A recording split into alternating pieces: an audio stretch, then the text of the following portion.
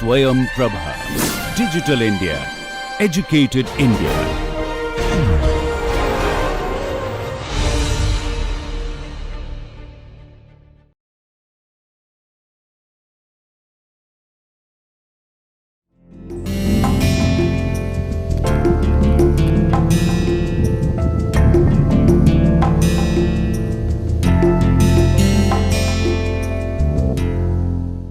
Hello friends, so introduction to R course software में आपका फिर से एक बार स्वागत है।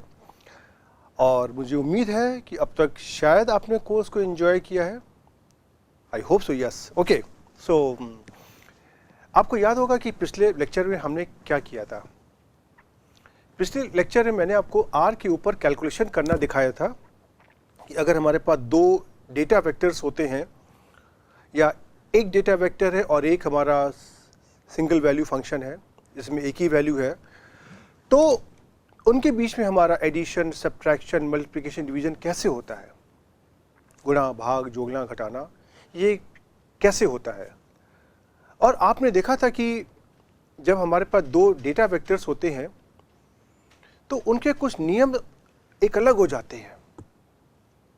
और आपको अगर बाकी सॉफ्टवेयर्स में कभी आपने काम किया होगा, प्रोग्रामिंग लैंग्वेज में काम किया होगा, तो आर के अंदर जो भी ये हमारे गणित के ऑपरेशंस हो रहे हैं ये थोड़े से अलग है और ये आपको ध्यान में रखना पड़ेगा।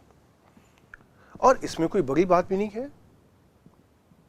जिस तरीके से हर खेल को खेलने के नियम अलग अलग होते हैं, हॉकी के नियम अपने अलग हैं, फुटबॉल के नियम अपने अलग हैं, क्रिकेट के नियम अपने अलग हैं, उसी तरह से आर भी हमारा एक नया सॉफ्टवेयर है, इसके अपने नियम हैं। और ये नियम शायद हमारी सहायता ही करते हैं, तो इन नियमों को समझने में कोई प्रॉब्लम नहीं होनी चाहिए, कोई समस्या नहीं होनी चाहिए। तो अब तक हम लोग ने जो भी एडिशन, डिवीजन, मल्टीप्लिकेशन और सब्ट्रैक्शन के रूल्स किए हैं उसी को आज मैं पहले आगे बढ़ाता हूं।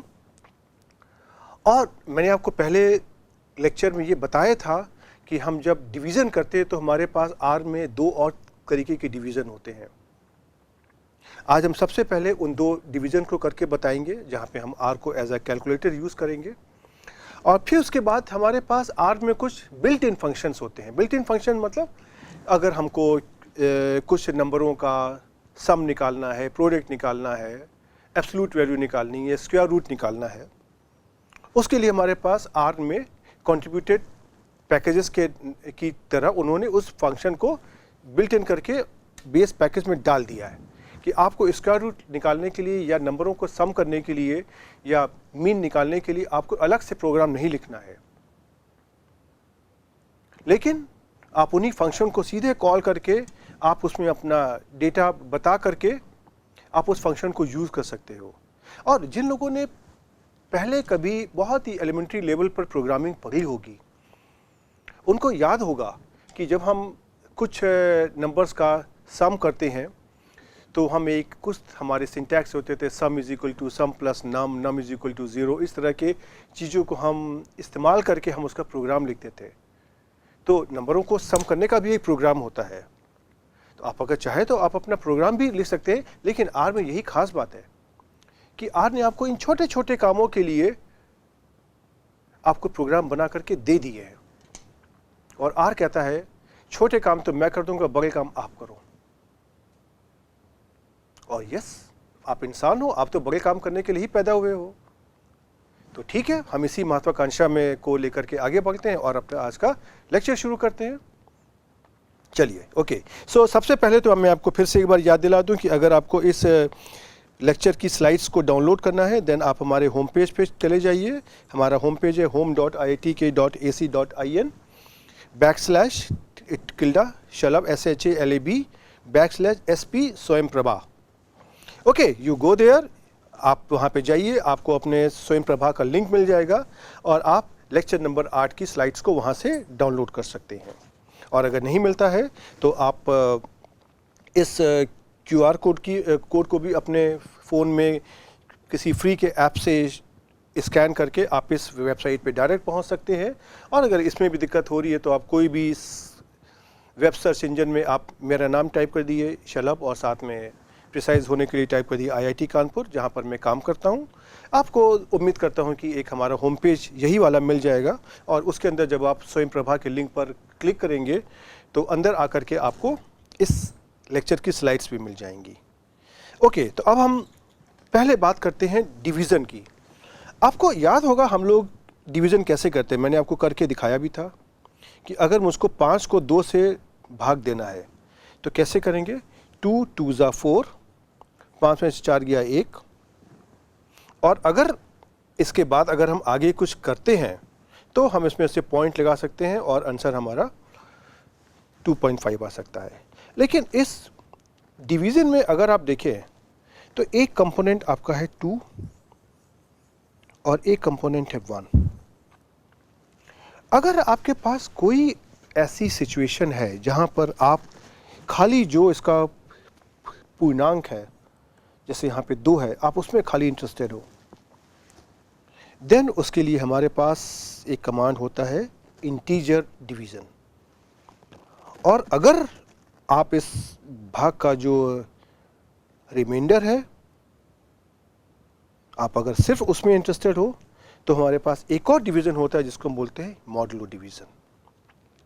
ओके, तो हम कंप्लीट डिवीज़न जो आपने पहले किया है, अर्थात कि आप 2 को 5 से डिवाइड करेंगे, 2 2 ज़ा 4, 5 में से 4 गया 1, यहाँ पे आपने पॉइंट लगाया, यहाँ पे 0 लिखा, 2 5 ज़ा किया 10, और यहाँ पे आपका रिमाइंडर 0 आ गया। तो ये वाला आप हम लोग कर चुके हैं। अब हम बाकी 2 डिवीज़न की बात करते हैं। तो पहले हम इंटीजर डिवीज़न की बात करते हैं। इंटीजर डिवीज़न का देखिए जो हमारा सिंबल होता है, ये हमारा परसेंटेज बैकस्लैश परसेंटेज, ये होता है। और इसमें से क्या होगा कि हम जब किसी नंबर को किसी नंबर से डिवाइड करेंगे, भाग देंगे, तो जो उसका रिमाइंडर होगा उसको इग्नोर कर दिया जाएगा, और जो उसका पूर्णांक होगा खाली वो रिपोर्ट किया जाएगा। जैसे हम एक और उदाहरण लेते हैं कि अगर हम मान लीजिए कि अगर हम 7 को अगर हम 3 से भाग देते हैं तो 3 2 ज़ा 6, 6 में से 7 में से 6 गया 1, तो इसका पूर्णांक हमारा क्या आएगा। अगर हम इंटीजर डिवीज़न करेंगे तो हमारा उत्तर आएगा 2, और अगर हम मॉडुलो डिवीज़न करेंगे तो हमारा उत्तर आएगा 1। बस यही छोटा सा फ़र्क है।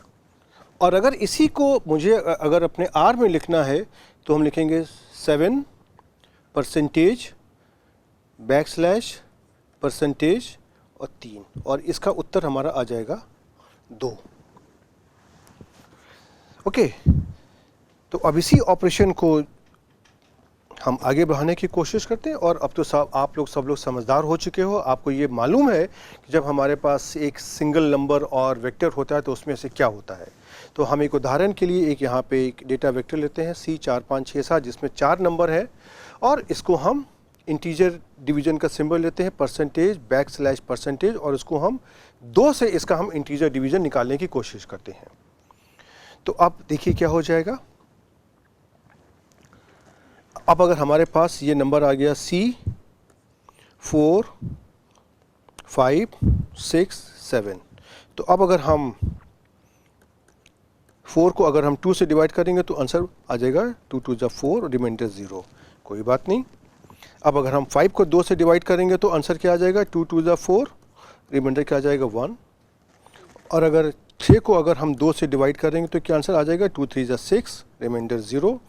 और अगर मैं 7 को अगर मैं 2 से डिवाइड करूंगा तो आंसर आ जाएगा 2 3 ज़ा 6, रिमाइंडर बचेगा 1। तो अब इसको जरा मैं समझने के लिए ग्रुप कर देता हूँ सो दैट कि कोई कन्फ्यूजन ना हो। ये एक ग्रुप हो गया, ये एक ग्रुप हो गया, ये थर्ड ऑपरेशन, और ये चौथा ऑपरेशन। अब जरा सा इसका आप आंसर देखिए क्या आया। यहाँ पे आंसर क्या आया 2, ये 2 ही यहाँ पर ये दिया हुआ है 2। यहाँ पे क्या आंसर आया 2, ये दिया हुआ यहाँ पे 2। ये आंसर क्या आया 3, ये दिया हुआ है 3। यहाँ पे क्या आंसर आया 3, और यहाँ पे आंसर दिया है 3। तो देखिए ऐसे आपका यहाँ पर इंटीजर डिवीज़न हो गया। ओके, और यही देखिए इसके यहाँ पे स्क्रीनशॉट भी मैंने दिया हुआ है। ओके, अब हम यहाँ पे एक सिंगल नंबर की जगह हमें एक वेक्टर लेते हैं। अब हम 2 डेटा वेक्टर लेते हैं और इसमें से हम एक डेटा वेक्टर में लेते हैं C 4 5 6 7 4 एलिमेंट्स हैं, और दूसरे डेटा वेक्टर में लेते हैं हम 3 4, इसमें 2 एलिमेंट्स हैं। तो अब आपको पता है कि क्या इसमें से होगा, ये जो 2 एलिमेंट्स हैं ये पहले इन 2 एलिमेंट्स को ऑपरेट करेंगे और फिर उसके बाद में ये जो बाकी 2 एलिमेंट्स हैं ये यहाँ से ऑपरेट हो जाएंगे। तो बेसिकली आपको क्या मिल जाएगा, यहाँ से 4 5 6 7 सी ये आपका हो जाएगा। और यहाँ पे आपको जो इंटीजर डिवीज़न करना है, that means percentage backslash percentage कैसे करना है, C 3 4 से करना है और फिर से उसके बाद C 3 4 से करना है, राइट। अब आप इसका अगर ऑपरेट करेंगे तो देखिए आपको क्या मिल जाएगा। इस वाले केस में आप अगर 4 को 3 से डिवाइड करेंगे तो आंसर मिल जाएगा 1 और रिमाइंडर बचेगा 1। इसी तरीके से आप अगर 5 को आप अगर 4 से डिवाइड करेंगे तो आंसर मिल जाएगा 4 1 जा 4, आंसर आ जाएगा 1। और इसी तरीके से आप अगर 6 को 3 से डिवाइड करेंगे तो आपको मिल जाएगा 3 2 जा 6, रिमाइंडर 0। और अगर आप 7 को 4 से डिवाइड करेंगे तो 4 1 जा 4, रिमाइंडर 3। तो अब आप देख लीजिए आपके पास क्या आंसर देखिए आया। अब आपने यहाँ पे ये जो आपका आया है 1, ये आपका ये 1 हो गया, ये जो 1 आया है ये आपका ये वाला 1 हो गया, ये जो 2 आया है ये आपका ये वाला 2 हो गया, और ये वाला जो 1 आया है ये आपका ये वाला 1 हो गया। तो आप ये देख सकते हो कि जिस तरीके से हमारा एडिशन, सब्ट्रैक्शन, मल्टीप्लिकेशन हमारा और डिवीज़न हमारा ऑपरेट होता है, उसी तरीके से हमारा इंटीजर डिवीज़न भी ऑपरेट हो रहा है। ओके, और यहाँ पे देखिए ये इसका स्क्रीनशॉट है। ओके, और उसी तरीके से अगर हम कोई दूसरे ब्रैकेट में संख्या को जो हमारे पहले का मल्टीपल नहीं है उसको करेंगे तो आपको पता है कि क्या होगा, एक आपको आंसर मिल जाएगा और साथ में वार्निंग मैसेज मिलेगा। ओके, अब हम दूसरे तरीके के डिवीज़न की बात करते हैं, उसको बोलते हैं हम मॉडुलो डिवीज़न, या उसको हम शॉर्ट फॉर्म में कहते हैं x mod y। और इसका हमारा सिंबल होता है परसेंटेज परसेंटेज, 2 परसेंटेज साइन एक साथ, राइट। ध्यान दीजिएगा ये जो कोलन है ये इसका कमांड का पार्ट नहीं है, ये खाली एक जो टॉपिक का हेडिंग का पार्ट है ये। अब मॉडुलो ऑपरेशन में क्या होता है, मॉडुलो ऑपरेशन किसी भी डिवीजन के बाद में उसका रिमाइंडर पता करता है। जैसे कि अगर हम कहें 5 को अगर हम 2 से डिवाइड करते हैं तो 2 2 जा 4 और रिमाइंडर क्या बन गया 1। इसी चीज़ को अगर मुझे R में लिखना है तो हम कैसे लिखेंगे, 5 परसेंटेज परसेंटेज 2 और इसका जो उत्तर आ जाएगा 1, राइट। अब हम कुछ एक उदाहरण लेते हैं और इसको करने की कोशिश करते हैं। तो अब आप देखिए मैंने यहाँ पे जो उदाहरण लिया हुआ है उसमें मैंने एक डेटा वेक्टर लिया है, इसमें 4 एलिमेंट्स हैं, 4 नंबर हैं, 4 5 6 7, और इसको हम मॉडुलो डिवीज़न कर रहे हैं 2 से। अब आपको पता है कि ये वाला पूरा ऑपरेटर हमारा हर एक एलिमेंट के साथ में ऑपरेट हो जाएगा। तो अगर हम इसको यहाँ पे लिखें से C से 4 5 6 और 7, और यहाँ पे अगर हम कहें परसेंटेज परसेंटेज मतलब मॉडुलो डिवीज़न, और यहाँ पे हर एक से 2 से हो रहा है ये। तो अब अगर आप देखोगे तो यहाँ पे क्या हो जाएगा, 4 को हम 2 से डिवाइड करें तो 2 2 जा 4, आंसर आ गया 0। और फिर यहाँ पे अगर हम 5 को 2 से डिवाइड करें तो 2 2 जा 4, आंसर आ गया 1। और अगर हम 2 को 6 से डिवाइड करें तो आंसर आ जाएगा 3 को 3 जा 6 और रिमाइंडर 0। और अगर हम 7 को 2 से डिवाइड करें तो 2 3 जा 6 और रिमाइंडर आ जाएगा 1। ओके, अब ज़रा सा आप यहाँ पे ध्यान दीजिए, जो रिमाइंडर आया है 0 पहले केस में, ये आपका यही रिमाइंडर तो है, और ये जो अगले केस में रिमाइंडर आया है ये आपका अगले केस में तो रिमाइंडर है 1, और ये जो 0 आया है थर्ड प्लेस पे ये आपका थर्ड नंबर का 0 आउटकम में आ रहा है, और ये जो 4th नंबर पे 1 आ रहा है यही तो आपका 4th नंबर के आउटकम में आ रहा है। और यही ऑपरेशन जो मैंने यहाँ पर लिखा हुआ है, यही ऑपरेशन तो मैंने आपको करके दिखाया है जो यहाँ पे हो रहा है। और ये इसका आप अगर ध्यान देंगे तो ये इसका स्क्रीनशॉट है। तो आप देख सकते हैं कि जो उसका ऑपरेशन है, जिस तरीके से काम हो रहा है वो तो पहले जैसा ही है, बस यहाँ पे कॉन्सेप्ट बदल गया। और आपको ये ध्यान रखना है कि इंटीजर डिवीज़न और मॉडुलो डिवीज़न में क्या फ़र्क होता है, और जहाँ पे आपको इसका इस्तेमाल पड़े आप उसको काम ले सकते हो। अब इसी उदाहरण को अगर हम आगे लेकर के आते हैं तो आपकी हमने उसी डेटा वेक्टर को लिया C4567 और मैंने आपकी स्केलर की जगह मैंने यहाँ पे एक डेटा वेक्टर ले लिया C34। तो इसमें भी क्या होगा, उसी तरह का जिस तरह का ऑपरेशन पहले होता था वही तो ऑपरेशन यहाँ भी होगा कि अब अगर आपको यहाँ पर अगर मॉडुलो डिवीज़न करना है तो अब यहाँ पे आपका लिया हुआ है C34। सो C34 इसमें डिस्ट्रीब्यूट हो जाएगा। तो अब इसमें से क्या होगा कि अगर हम इसको पेयर करने की कोशिश करें कि किस ऑपरेशन के साथ में क्या होगा, तो देखिए इस तरीके का जो मैं गोले बना रहा हूँ इससे इनकी जॉइनिंग हो जाएगी और इसको हम निकालने की कोशिश करते हैं। तो अब अगर आप 4 को आप अगर 3 से डिवाइड करोगे तो आपका रिमाइंडर कितना आएगा 1, 3 1 3 और 4 - 3 1। और अगर 5 को आप अगर 4 से डिवाइड करने की कोशिश करोगे 4 1 4, 5 में से 4 गया 1, तो रिमाइंडर क्या आ जाएगा 1। अब यहाँ पर आप अगर 6 को आप अगर 3 से डिवाइड करने की कोशिश करोगे तो 3 2 6, रिमाइंडर आ जाएगा 0। और यहाँ पर आप अगर 7 को 4 से डिवाइड करने की कोशिश करोगे तो 4 1 4 और रिमाइंडर आ जाएगा 3। अब ज़रा सा आप ये देखिए, ये जो आपके रिमाइंडर आ रहा है 1, ये कहाँ पे आ रहा है, ये जो पहली वैल्यू है। ये जो रिमाइंडर अगली पोजीशन पे आ रहा है ये आपका सेकंड पोजीशन पे आ रहा है। जो थर्ड पोजीशन पे 0 आ रहा है ये आपका ये वाला 0 आ रहा है।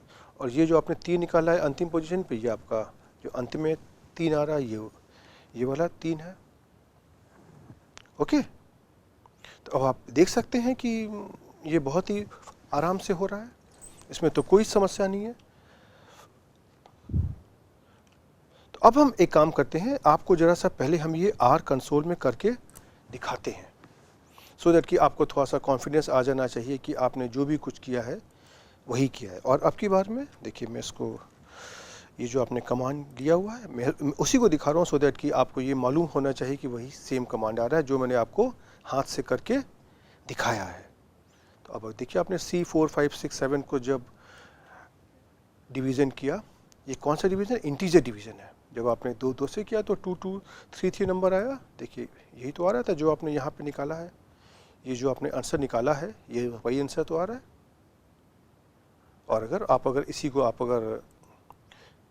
आप इसको अगर किसी वेक्टर से लेना चाहें तो मैंने अंत वाले वेक्टर को मैंने 3 4 से कर दिया, से बदल दिया। तो देखिए आपका आंसर क्या आ गया 1 1 2 1।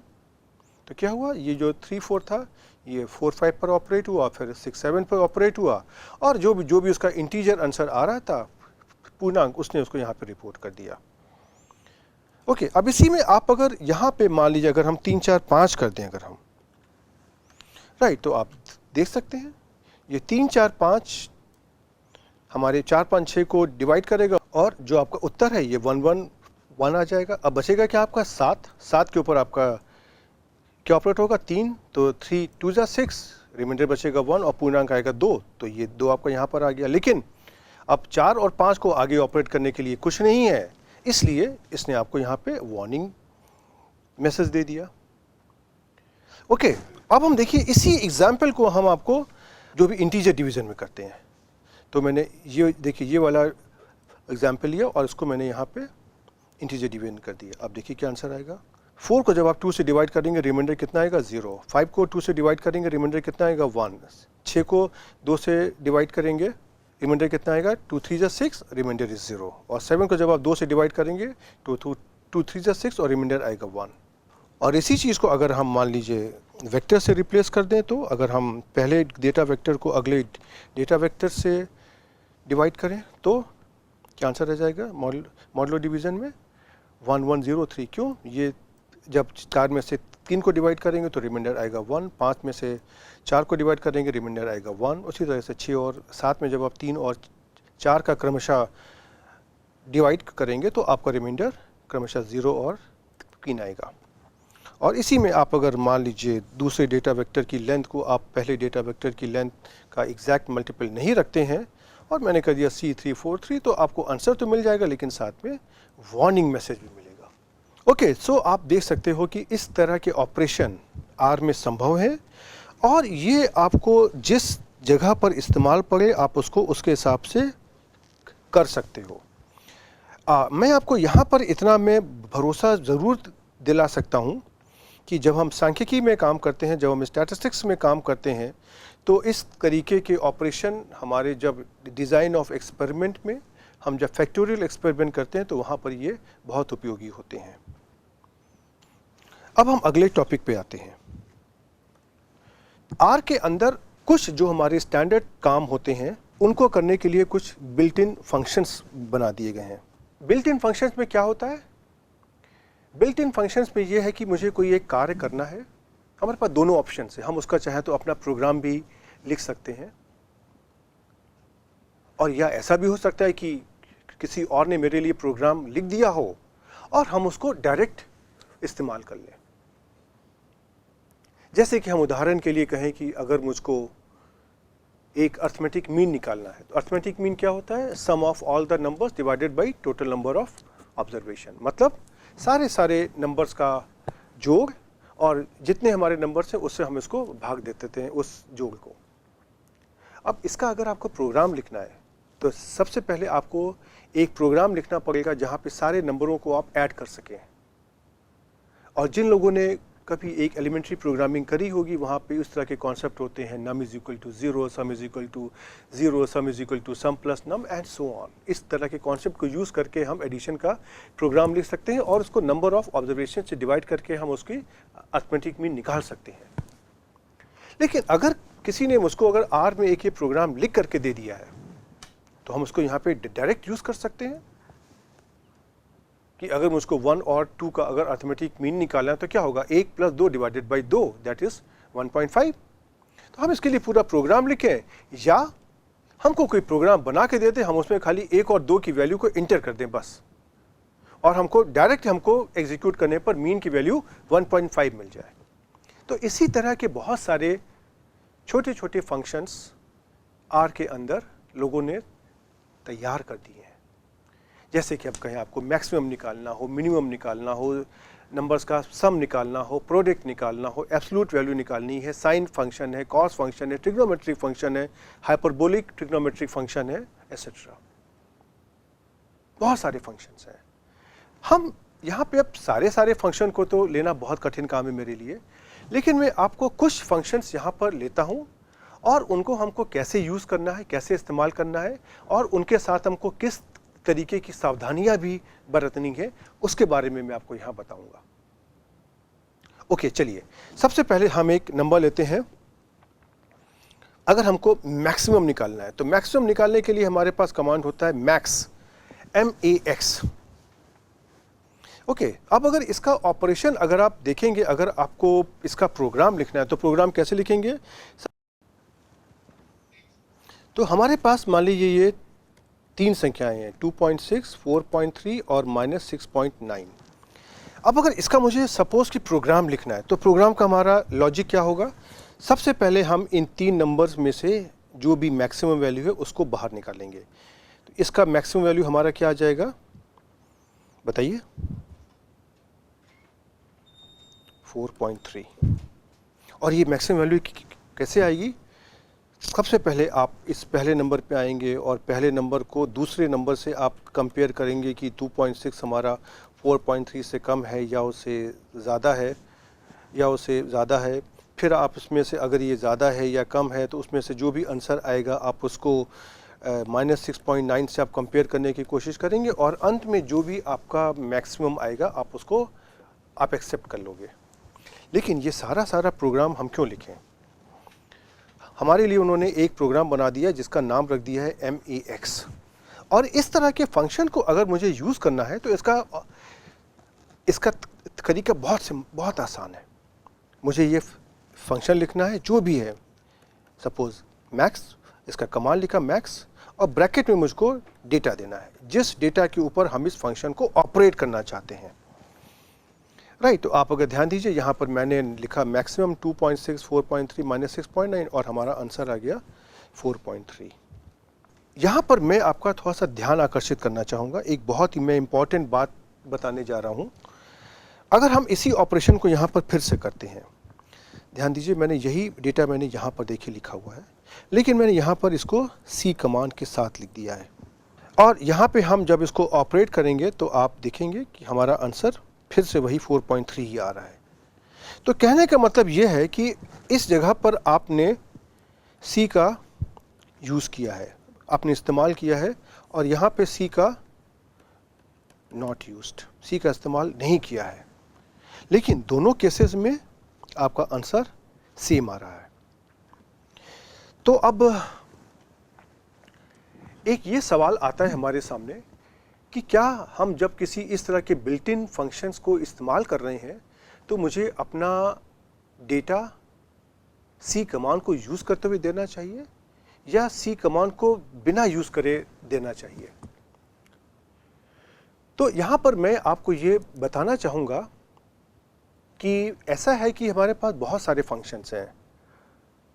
कुछ फंक्शंस में हमारा जो भी इनपुट है वो सी कमांड के साथ आता है, और कुछ फंक्शन में हमारा जो इनपुट है वो सी कमांड को इस्तेमाल करे बिना ही हो जाता है। लेकिन जो फंक्शंस ऐसे हैं जहाँ पे हमारे सी कमांड की आवश्यकता होती है, और अगर हम वहाँ पे सी कमांड नहीं देंगे तो वहाँ पे वो हमको एरर दे देगा और मेरा प्रोग्राम रुक जाएगा। तो अब ये पहला सवाल आता है कि वो कौन कौन से फंक्शन हैं जहाँ पर हमको सी की आवश्यकता है, और कौन कौन से फंक्शन ऐसे जहाँ पे हमको सी की आवश्यकता नहीं है। अब हमारे हिसाब से हम सारे फंक्शन को हम याद रखें, कहाँ पे सी चाहिए कहाँ पे सी नहीं चाहिए, उससे आसान तरीका तो ये है कि आप हर फंक्शन में एज अ रूल आप अपने डेटा को सी के साथ ही देना शुरू करिए। उसमें कोई खतरे की बात नहीं है कि अगर कोई फंक्शन ऐसा है जहाँ पर सी की आवश्यकता नहीं है, आप फिर भी अगर वहाँ पे सी कमांड के थ्रू आप अपना डेटा दे दोगे, वहाँ पे कोई खतरे की बात नहीं है। जैसा आपको मैंने भी देखिए मैक्सिमम पे कैसे में करके दिखाया। ओके, तो जो हमारा आपके लिए एक बहुत अच्छा सजेशन ये है कि आप जब भी कभी डेटा एंट्री करिए और अपने किसी बिल्ट इन कमांड को, चाहे मैक्सिमम हो, मिनिमम हो, एब्सोल्यूट हो, साइन फंक्शन हो, कुछ भी हो, आप उसमें अपना डेटा सी कमांड के साथ एंटर करिए। इससे आपके गलती होने के चांसेस कम हो जाएंगे, और एटलीस्ट ये जो फंक्शंस हैं इनको कंप्यूट करने में आपको कोई समस्या का सामना नहीं करना पड़ेगा। ओके, चलिए अब हम कुछ और भी ऑपरेशन करते हैं और फिर हम आपको इसको आर में करके दिखाएंगे। अब हम अगला फंक्शन लेते हैं मिनिमम। अगर मुझको कई सारे नंबरों में सबसे छोटी वैल्यू निकालना है, उसके लिए हमारा कमांड होता है min, जो मिनिमम का शॉर्ट फॉर्म है। तो अब अगर हमको इस फंक्शन को यूज़ करना है तो हमको अपने पैरेंथेसिस में ब्रैकेट में सारे नंबर्स दे देने हैं। तो जैसे कि मैंने यहाँ पे 3 नंबर लिए हुए हैं, 2.6, 4.3 और -6.9। इसका अगर हम मिनिमम निकालेंगे तो मुझको आंसर मिल जाएगा -6.9। ओके, और यही आउटकम आपको यहाँ पे आर कंसोल में भी देखिए दिखाई देगा। और इसी कमांड को मैंने फिर आगे यूज़ किया है, लेकिन यहाँ पर मैंने सी कमांड को यूज़ कर लिया है डेटा को एंटर करने के लिए। और फिर से आप अगर देखोगे कि इसका जो आउटकम हमारा सेम आ जाता है। देखिए -6.9 -6.9 दोनों केसेस में आ रहा है। ओके, तो यहाँ भी हम आपको दिखा सकते हैं कि देखिए चाहे आप सी कमांड को यूज़ करिए या नहीं करिए, आपका आंसर सेम आ रहा है। ओके, अब हम ज़रा सा आगे जाने के पहले हम इन कमांड्स को आपको यहाँ पे आर कंसोल में करके दिखा दें। जैसे कि देखिए अगर हम मैक्सिमम कमांड की बात करते हैं तो मैक्सिमम को हम डेटा हम एज अ रूल नाउ हम अपना सारा डेटा सी कमांड को यूज़ करते हुए ही देंगे। से 2, 3, 4, 5, देखिए इसका तो मैक्सिमम निकालना बहुत आसान है 5। और इसी को अगर हम मान लीजिए कि माइनस वैल्यूज़ में, नेगेटिव वैल्यूज़ में ही भी हम सबको अगर दें अगर, तो भी देखेंगे आपकी ये काम करता है, राइट। तो -2, -3, -4, -5 का मैक्सिमम क्या होगा? -2। और इसी को अगर हम मान लीजिए कि अगर हम इंटीजर में भी और रियल और फ्रैक्शन दोनों के नंबर में भी देते हैं तो भी आप देखोगे कि ये हमारा काम करेगा, राइट। मैंने डेटा वेक्टर ले लिया, मैक्सिमम को निकालना है 2.5, 3, 4.4 और 1.5 का, तो देखेंगे आंसर आ जाएगा 4.4। और इसी में आप अगर किसी वैल्यू को आप अगर माइनस भी कर दोगे तो भी देखिए आपका आंसर सही आ जाएगा। ओके, अब इसी कमांड को अगर ज़रा हम मिनिमम के लिए भी करते हैं, मिनिमम ऑफ सी 2, 3, 4, 5। आप देखिए आपका मिनिमम क्या होगा? 2, 3, 4, 5 का 2, आंसर आ गया। और इन्हीं नंबर्स को आप अगर माइनस भी कर देते हैं तो भी कोई दिक्कत की बात नहीं है।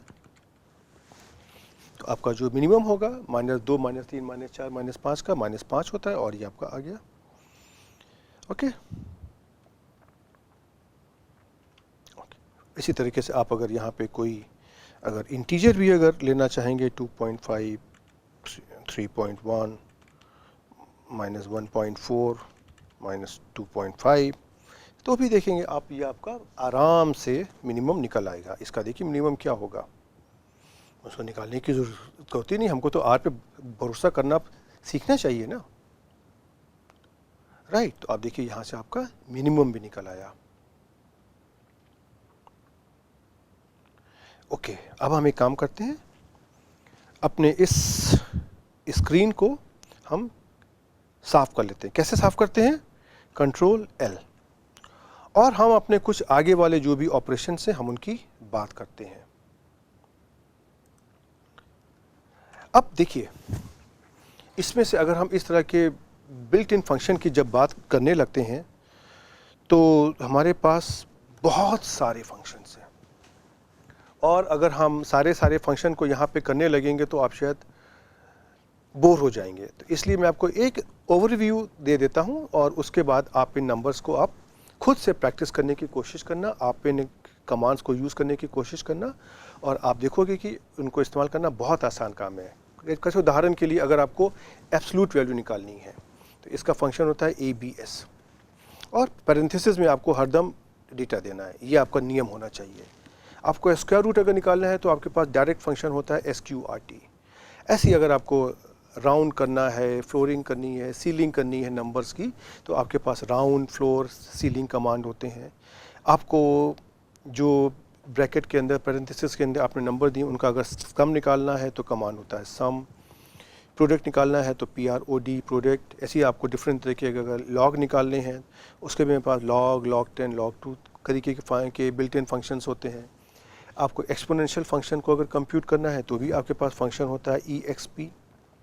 उसी तरह से भिन्न भिन्न तरीके के जो ट्रिग्नोमेट्रिक फंक्शंस हैं, like sine, cos, tan, cos, A sin, A cos, A tan, इसके भी यहाँ पर देखिए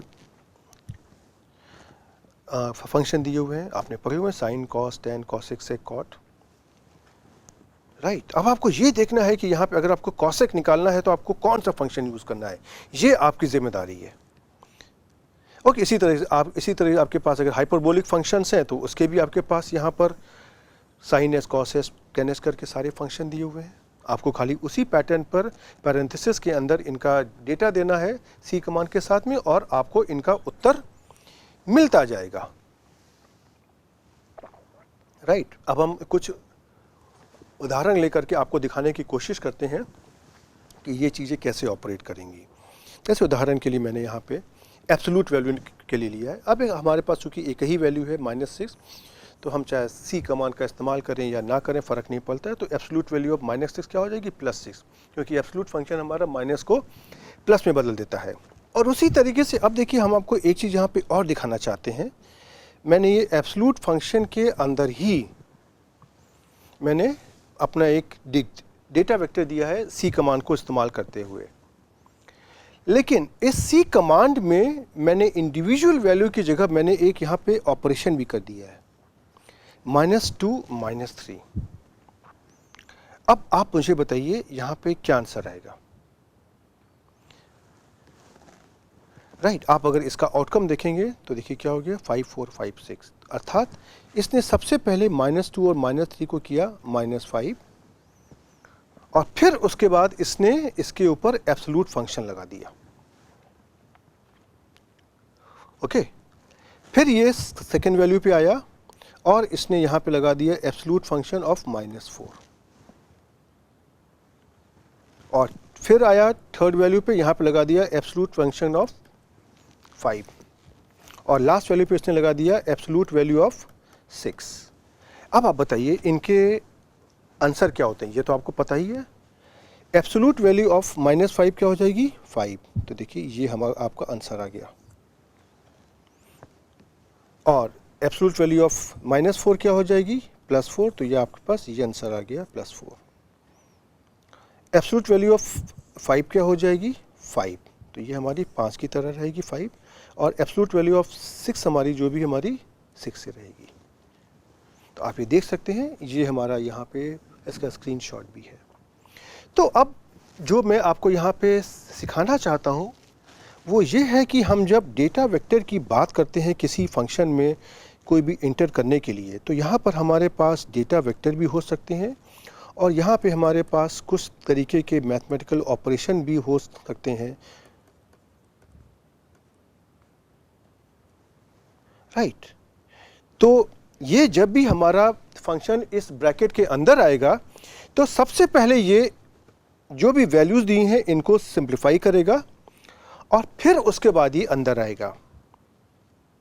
ओके, ये आपको देखिएगा बहुत बड़ी हेल्प करेगा जब आप आगे प्रोग्रामिंग करोगे कि आप अपने डेटा वेक्टर के अंदर भी आप किसी वेरिएबल को डिफाइन कर सकते हो।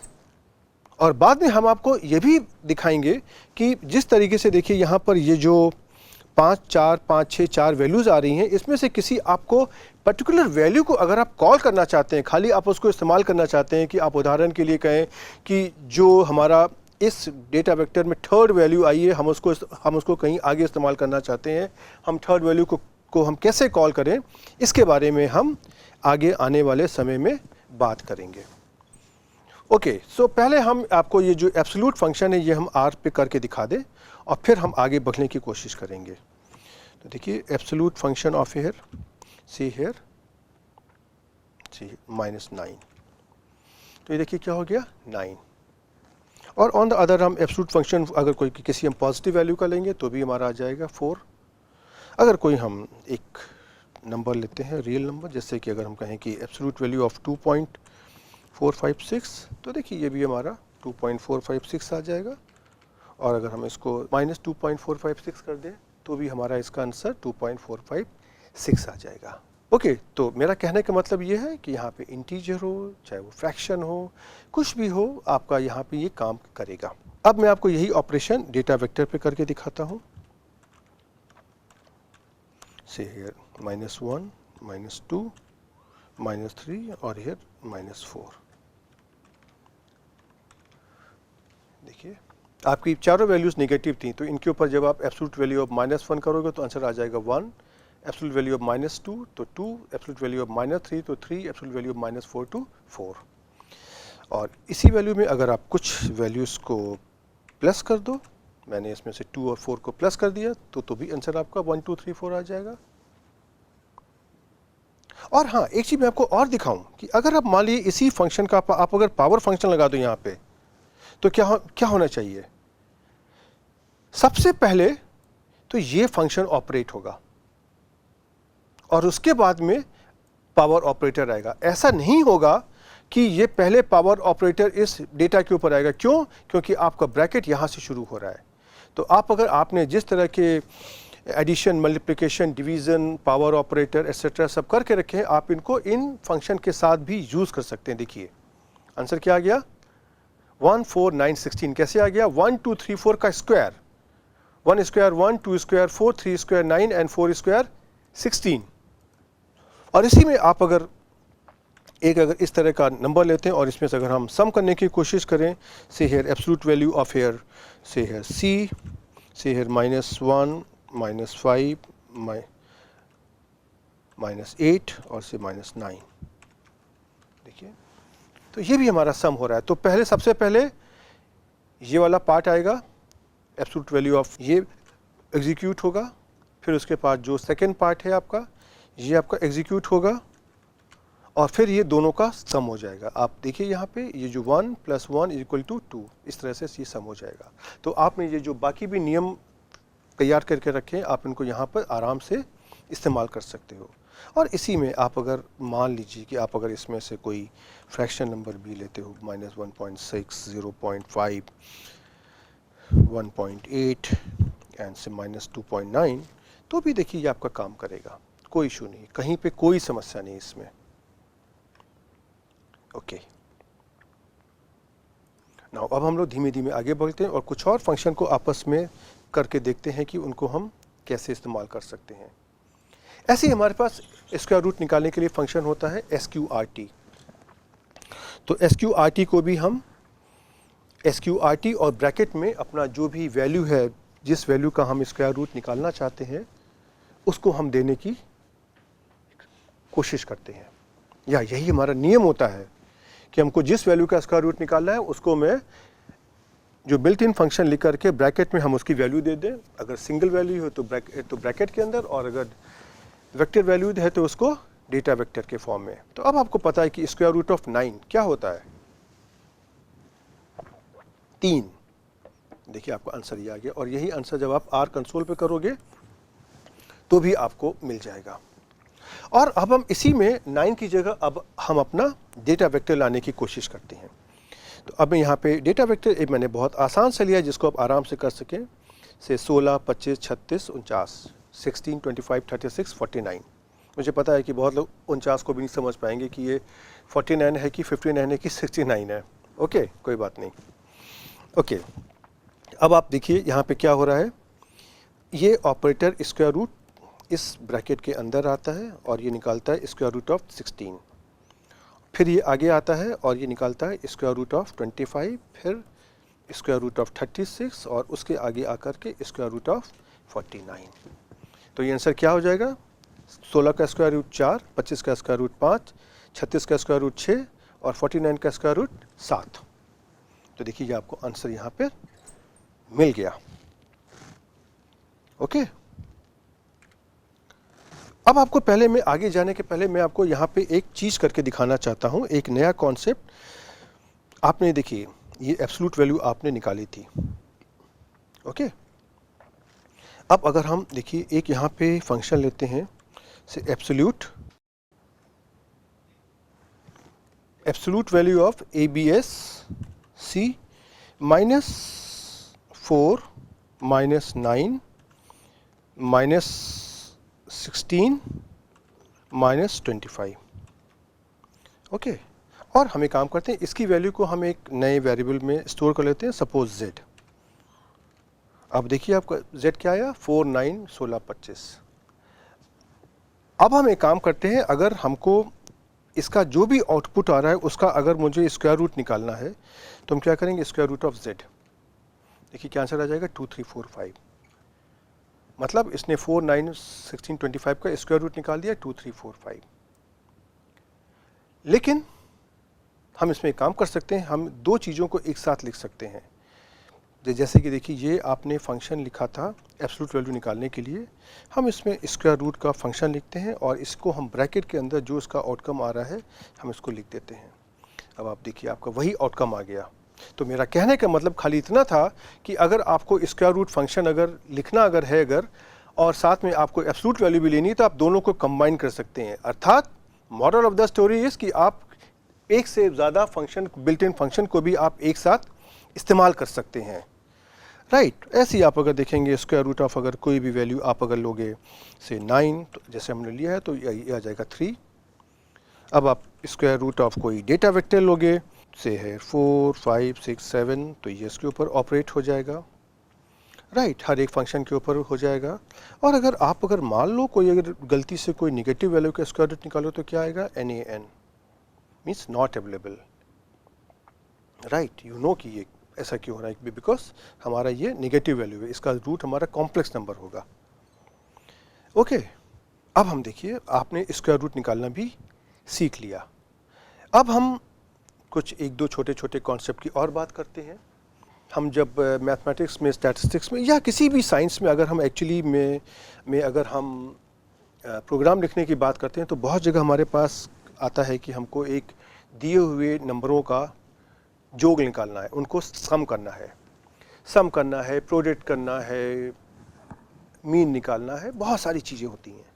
तो उसके भी हमारे पास यहाँ पे कुछ फंक्शन दिए हुए हैं। जैसे मेरे पास एक है सम, जो सम फंक्शन है SUM। ये हमारा इसके पैरेंथेसिस में हम जो भी डेटा वेक्टर देंगे ये उन सभी का जोड़ कर देगा। जैसे उदाहरण के लिए मैंने यहाँ पे एक डेटा वेक्टर लिया है C3456 और बाहर से मैंने उसमें ऑपरेट कर दिया बिल्ट इन फंक्शन सम। तो अब ये हमको जो आउटकम देगा क्या होगा, ये 3 + 4 + 5 + 6 कितना हो गया, 3, 4, 7, 7, 5, 12, 12, 6, 18। तो तो ये आपका 18 आंसर आपका आ गया, देखा। और इसके अंदर आप अगर कुछ नेगेटिव वैल्यू भी देना चाहेंगे तो भी कोई दिक्कत नहीं है। अगर हम यहाँ पे मान लीजिए हम कह दें सम C 3 - 4 5 6, तो भी कोई दिक्कत नहीं है। ये हमको दे देगा 3 - 4 + 5 + 6, इसका जो भी आंसर आएगा ये हमको दे देगा। 3 में से 4 गया -1, 5 में से 1 गया 4 और 6 4 10। इसका भी कोई प्रॉब्लम नहीं है, चाहे इंटीजर में हो, चाहे रियल वैल्यूज में हो, फ्रैक्शन में हो, कुछ भी हो, ये सम हर के ऊपर ऑपरेट करेगा। और उसी तरीके से अगर हमको किन्हीं दिए हुए नंबरों का प्रोडक्ट निकालना है, मल्टीप्लिकेशन करना है, तो हमारे पास फंक्शन होता है PROD। PROD में क्या है, जो भी नंबर हम डेटा वेक्टर के अंदर देंगे सबका आपस में मल्टीप्लिकेशन हो जाएगा। फॉर एग्जांपल, उदाहरण के लिए मैंने यहाँ पे डेटा वेक्टर लिया हुआ है 3 4 5 6 और इसके बाद मैंने इसमें यहाँ पे लगा दिया है प्रोडक्ट का ऑपरेटर। तो ये 3 × 4 × 5 × 6, जो भी आंसर आएगा, क्या आंसर आएगा, 3 4 = 12, 12 5 = 60, 66 = 360। ये आपका नंबर यहाँ पर आ जाएगा। तो आप ये सोच सकते हो कि देखिए इसमें से कितने छोटे छोटे फंक्शन दिए हुए हैं जिनको आपस में हम इस्तेमाल करके बड़ी बड़ी कैलकुलेशंस कर सकते हैं। ओके, अब जरा सा हम इसको आपको पहले R कंसोल में करके भी दिखाते हैं। ओके, जैसे मैंने लिया सम ऑफ से है C 1 2 3 4, देखिए ना 1 + 2 + 3 + 4 कितना होता है 10। और अगर इसी को मैंने अगर प्रोडक्ट कर दिया तो इनका प्रोडक्ट मिल जाएगा। 1 × 2 is 2, 2 × 3 is 6 and 6 × 4 is 24। और इसी के अंदर आप अगर इन्हीं में से कुछ वैल्यूज़ को आप अगर माइनस कर देंगे तो भी आपका ये काम चलेगा। और अगर इसका प्रोडक्ट में भी किसी वैल्यू को आप अगर माइनस कर देंगे तो भी काम चलेगा। या आपको जो भी इसका प्रोडक्ट का आंसर आएगा ये आपको देगा। अगर आप इसमें से कोई वैल्यू अगर फ्रैक्शन में कर देंगे, जैसे मैंने 4 को 0.4 कर दिया, 3 को मैंने से 1.3 कर दिया, तो भी आपको जो भी इसका आंसर है साइन के साथ में वही मिलेगा। जो भी मैथमेटिक्स के गणित के नियम होते हैं उनको ही यहाँ पर इस्तेमाल किया जाएगा।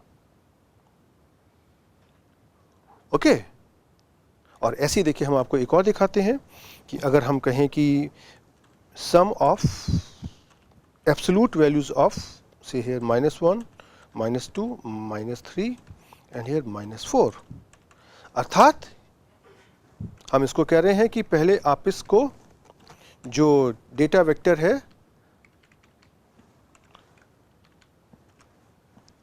-1 -2 -3 -4, आप इसकी एब्सोल्यूट वैल्यू निकालिए और फिर आप उसका सम करिए। लेकिन देखिए मैंने यहाँ पे एक गलती करी है, एक मैं गलती कर रहा हूँ, मैं यहाँ पे एक ब्रैकेट नहीं लगा रहा हूँ और देखता हूँ देखिए आगे क्या होगा। यह आ जाएगा प्लस, मतलब कि मेरा एक ब्रैकेट छूट गया है और जैसे ही मैं ब्रैकेट लगाऊंगा मेरा आंसर आ जाएगा 10। तो मैंने आपको दो चीज़ें यहाँ पे दिखाई। जब आप कभी भी प्रोग्रामिंग करोगे तो आपके पास 2 से ज़्यादा बिल्ट इन फंक्शन को एक साथ इस्तेमाल करने का भी ऑप्शन है। और अगर आप इस तरह के काम कर रहे हो तो जैसे आपने देखा इतने सारे ब्रैकेट लगाए हुए हैं, तो इसमें से कुछ ब्रैकेट लगाने में गलतियां हो सकती हैं, तो आपको R अपनी गलती को ठीक करने के लिए एक मौका देता है। ऑन द अदर हैंड अगर हम मान लीजिए एक ब्रैकेट यहाँ पे एक्स्ट्रा लगा दें तो हमको क्या देगा, एरर। लेकिन अगर एक ब्रैकेट कम लगाया है तो हमको अपनी गलती को ठीक करने का ये मौका देता है और ये कहता है प्लस साइन, मतलब कि अभी कंटिन्यू करिए। प्लस का मतलब कंटिन्यू। ओके, उसी तरीके से अब अगर आप कुछ और भी फंक्शंस करना चाहें तो हम उसको बहुत आराम से कर सकते हैं। जैसे अगर हम कहें कि 3.42 की वैल्यू है, इसको मुझको राउंड करना है। राउंड करने का मतलब अगर ये वैल्यू 3.5 के नीचे है तो ये 3 हो जाएगी और 3.5 के ऊपर है तो 4 हो जाएगी। तो देखिए अगर मैंने 3.42 को किया है तो इस 3.5 के नीचे है तो आंसर मेरा आ जाएगा 3। और इसका कमांड हमारा क्या होता है, ROUND, राउंड। जैसे हम गणित में पढ़ते हैं ना, राउंड ऑफ करना वैल्यूज़ को, ये वही चीज़ है। उसी तरीके से आप अगर 2.68 को राउंड ऑफ करेंगे तो क्या आंसर आएगा, ये वैल्यू आपकी 2.5 से ज़्यादा है तो ये क्या बन जाएगी, 3। लेकिन एक ही समस्या है, इस 3 को देख करके आप ये नंबर पता नहीं कर पाएंगे कि ये 3.42 को राउंड ऑफ करके आया है कि 2.68 को राउंड ऑफ करके आया है। और यहाँ पे आप अगर देखिए ये आपको यहाँ पे इनके स्क्रीनशॉट्स भी दिए गए हैं। ओके, उसके बाद हम आपको एक चीज़ और बता दें, या चलिए पहले मैं आपको ये राउंड भी करके आर में दिखाई देता हूँ, सो दैट कि आपके दिमाग में ये वाला भी संशय दूर हो जाना चाहिए। जैसे राउंड ऑफ 3.23 आप देखेंगे तो इसने आपको दे दिया 3, और इसी को आप अगर एक डेटा वेक्टर के फॉर्म में भी करना चाहोगे 2.3, 5.6, 3.23, तो भी ये आपका काम करेगा। आप देखिए ये, ओके, तो इसमें कोई समस्या की बात नहीं। Be confident, you can do it.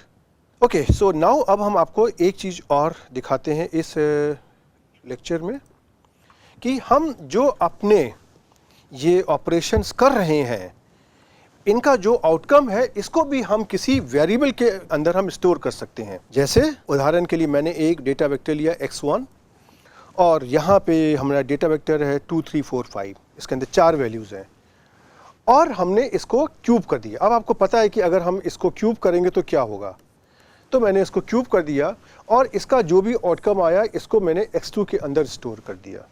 तो अब आप अगर x2 की वैल्यू को देखना चाहेंगे तो ये क्या हो जाएगा, 2 cube, 3 cube, 4 cube, 5 cube, right. तो यहाँ के थ्रू मैं आपको ये बताना चाहता हूँ कि एक वेरिएबल का जो भी आउटकम आ रहा है उसको हम एक और वेरिएबल के अंदर भी स्टोर कर सकते हैं। और ये हम जब भी आगे प्रोग्रामिंग करने जाएंगे आप देखेंगे कि ये हमारे लिए बहुत ही इस्तेमाल की चीज़ है। और यहाँ पे आपको केयरफुल रहना है, जैसे मैंने आपको पहले भी बताया है कि आर केस सेंसिटिव है। जैसे कि अगर आपने वेरिएबल का नाम लिया है कैपिटल X, तो आपको स्मॉल x आप अगर करोगे तो आपको आर कंसोल में गलती दिखाई देगी। अब हम एक काम करते हैं, इसी ऑपरेशन को ज़रा हम आर में करने की कोशिश करते हैं। तो देखिए मैंने x1 डिफ़ाइन कर दिया, आपका x1 देखिए क्या हो गया, 2, 3, 4, 5। अब मैंने x2 डिफ़ाइन किया, से हियर x1 से हियर क्यूब। तो आप देखो कि ये x2 आपका क्या आ गया, हर एक एलिमेंट का क्यूब आ गया, 2 क्यूब, 3 क्यूब, 4 क्यूब, 5 क्यूब। उसी तरीके से आप अगर मान लीजिए हम x3 डिफ़ाइन करते हैं, एक्सपोनेंशियल फंक्शन ऑफ से x1, तो क्या होगा, ये जो एक्सपोनेंशियल फंक्शन है ये हमारा हर एक वैल्यू के ऊपर ऑपरेट हो जाएगा, राइट। ऐसी अगर हम मान लीजिए कि अगर हम x4 डिफ़ाइन करते हैं लॉग ऑफ से हियर x1, तो क्या होगा, ये जो लॉग की वैल्यू है ये x1 के हर एक एलिमेंट के ऊपर हो जाएगी। आप इसको देख सकते हैं, राइट। तो आप ये देख सकते हैं कि ये बहुत ही उपयोगी चीज़ है आप सभी के लिए। ओके, सो अब हम इस लेक्चर को यहाँ पे समाप्त करते हैं। अब यहाँ तक हमने जो भी किया है उसमें से मैंने आर सॉफ्टवेयर के डिफरेंट तरीके के ऑपरेशंस होते हैं जो बिल्ट इन फंक्शन के थ्रू भी हो सकते हैं, और जो एक सिंपल ऑपरेशंस हैं लाइक जोड़ना, घटाना, मल्टीप्लाई करना, डिवीजन करना, ये भी हो सकते हैं। और इसमें चाहे हमारे पास सिंगल वैल्यू हो, चाहे मेरे पास डेटा वेक्टर हो, हम दोनों भी ये काम कर सकते हैं। ओके, यहाँ तक मैंने कर लिया है। अब हम लोग आगे बढ़ने को तैयार हैं। जो हमारे बेसिक ऑपरेशंस थे मैंने आपको सारे बता दिए कैलकुलेशंस करने के लिए। अब हम क्या कर सकते हैं, हम इसके ऊपर एक छोटा सा प्रोग्राम लिख सकते हैं। लेकिन उसके लिए ये बहुत आवश्यक है कि जिस तरह के कमांड्स मैंने यहाँ पे आज आपको बताए हैं या आज से पहले कई लेक्चरों में बताए हैं लेक्चर्स में, उसका आपको रिवीजन करना बहुत आवश्यक है। तो आप उनका रिवाइज करिए और अगले टर्न पर मैं आपको दिखाऊंगा कि प्रोग्राम कैसे लिखते हैं। तब तक के लिए गुड बाय।